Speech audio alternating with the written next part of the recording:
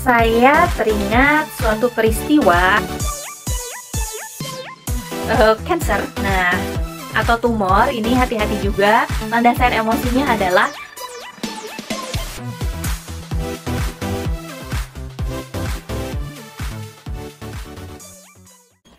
Assalamualaikum warahmatullahi wabarakatuh. Halo sahabat Pedia TV, perkenalkan saya adalah Andini Remitasari Pratami Putri. Saya berasal dari regional IB Bandung dan saya adalah lulusan Bunda Zaliha batch 1 dan saya merupakan leader dari Ruang Cahaya Ibu.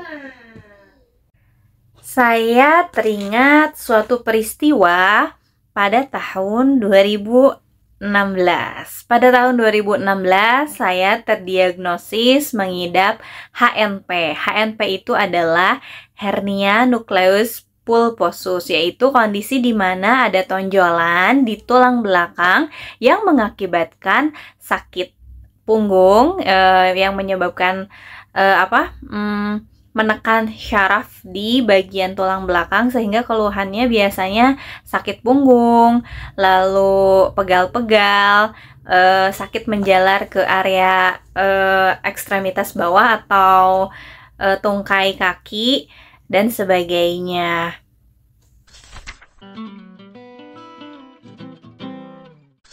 Di latar belakangi dengan keluhan saya waktu itu yang terdiagnosis HNP itu, lalu saya tergabunglah dengan ibu profesional dan bertemu dengan terapis yang membantu saya menemukan inner child saya ternyata ada yang tidak memberdayakan sehingga emosi saya tidak stabil pada saat saya menjadi ibu baru pada tahun 2015 dan 2016 awal itu mulai terasa ya keluhan-keluhan fisik saya dan juga keluhan fisik anak saya yang memang sering sakit, sering panas.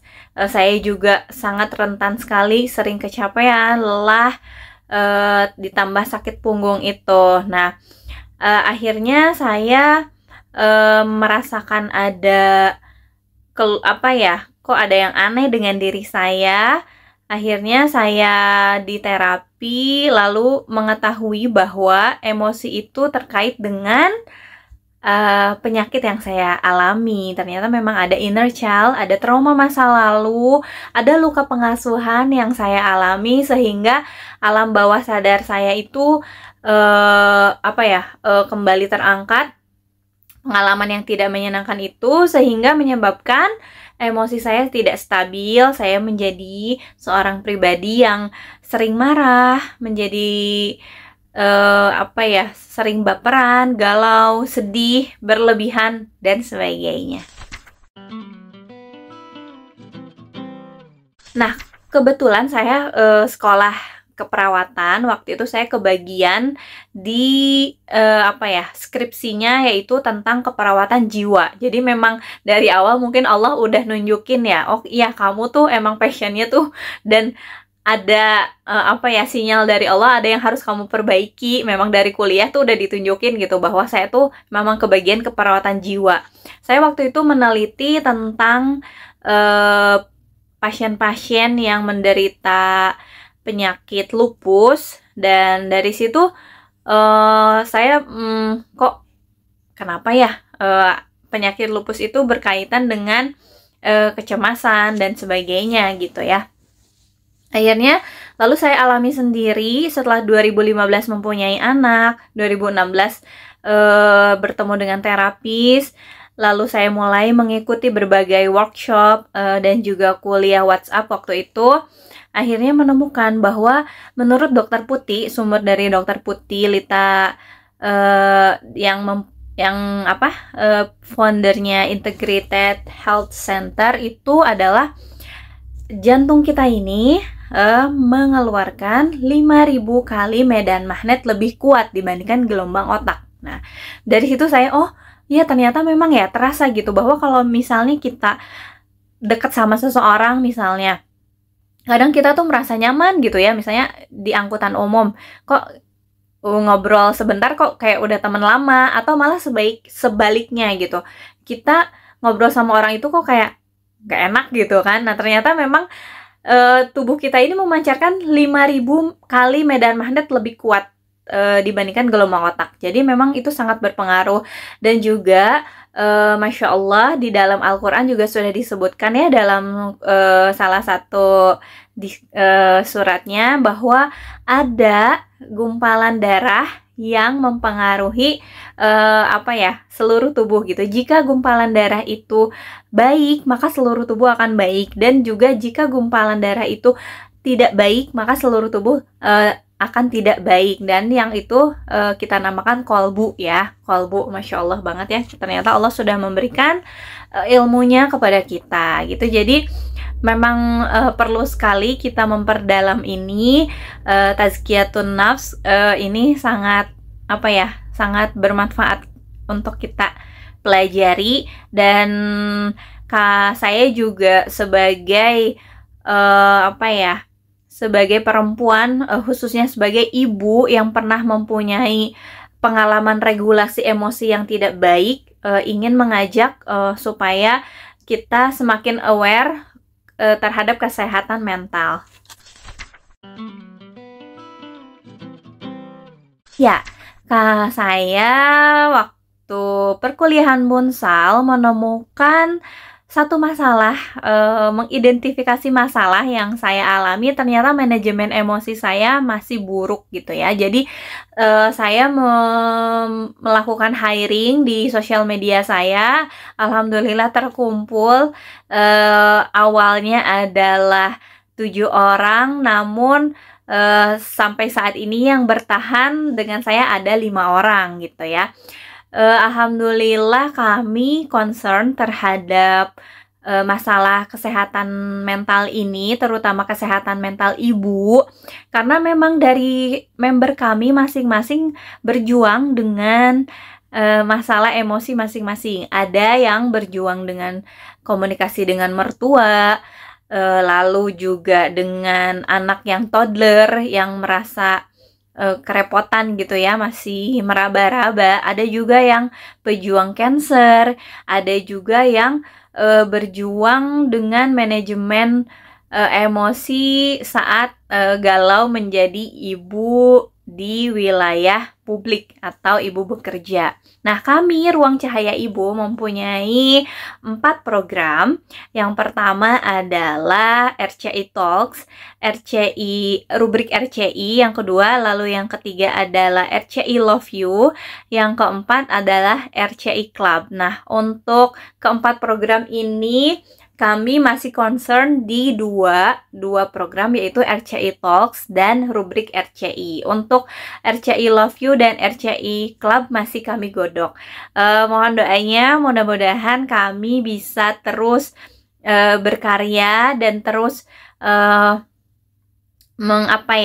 mengedukasi bahwa kesehatan mental itu penting karena sangat berkaitan dengan keluhan-keluhan fisik, terutama ibu ya. Begitu. Menurut buku yang berjudul You Can Heal Yourself dari Hang Lewis, bukunya Hang Lewis tahun 2006 itu ada banyak macam penyakit yang dilandaskan emosi. Jadi boleh ada tabel begitu, ada tabel penyakit lalu landasan emosinya. Mungkin yang sering muncul adalah keluhan sakit punggung. Nah, ternyata sakit punggung ini dilandasi dari emosi kurang pelukan, kurang kasih sayang, merasa tidak disayangi dan seperti itu. Jadi misalnya kalau para ibu nih, para moms yang merasa aduh kok sakit punggung, coba deh dicek apakah ada terbersit rasa aduh aku kok tidak dicintai oleh suami atau anak dan sebagainya. Lalu mungkin yang sering dialami adalah sakit kepala ya atau migrain. Nah, itu adalah landasan emosinya itu kritik diri yang kuat. Nah, hati-hati juga apabila kita sebagai ibu yang misalnya perfeksionis banget, hati-hati nih, bisa jadi keluhan migrain suka timbul tuh. Artinya kritik diri terhadap diri ini masih kuat. Ayo turunin standarnya sedikit. Nah, lalu cancer, nah, atau tumor, ini hati-hati juga. Landasan emosinya adalah emosi marah yang terpendam, yang tidak dikeluarkan itu menumpuk dan menimbulkan benjolan di dalam tubuh kita. Hati-hati ya teman-teman. Mudah-mudahan informasi yang sedikit ini bisa menambah pengetahuan. Kalau mau lengkapnya boleh nanti kita sharing lebih lanjut atau boleh japri saya.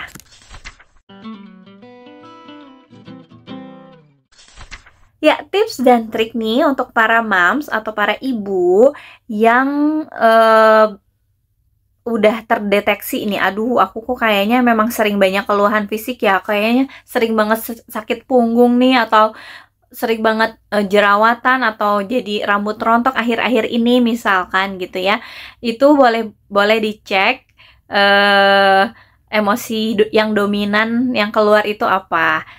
Tipsnya dari saya adalah yang pertama, coba kita bedakan apa itu emosi dan respon emosi. Jadi, sebetulnya moms, emosi itu sebetulnya penting loh untuk diri kita. Jadi, kita harus bedakan emosi itu adalah fitrah dari Allah, perasaan yang sudah naluriah Allah ciptakan itu sebagai sinyal dari kita untuk kita, apa nih yang ada dalam yang harus diperbaiki, itu adalah bentuk kasih sayang Allah gitu ya. Jadi sebetulnya respon emosi marah, sedih, kecewa itu sebetulnya pasti ada manfaatnya, Allah buat untuk kita. Nah, apa itu emosi dan respon emosi?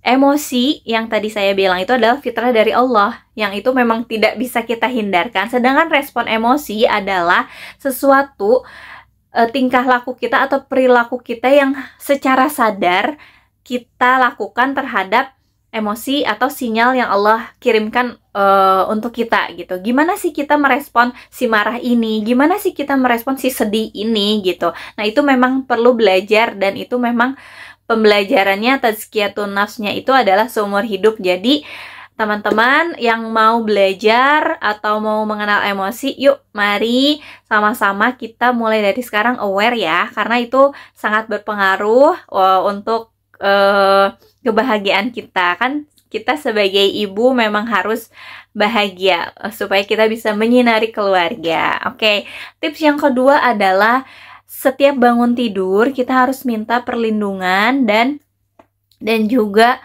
apa ya, jadi minta penjagaan Allah dari respon emosi yang tidak baik ya.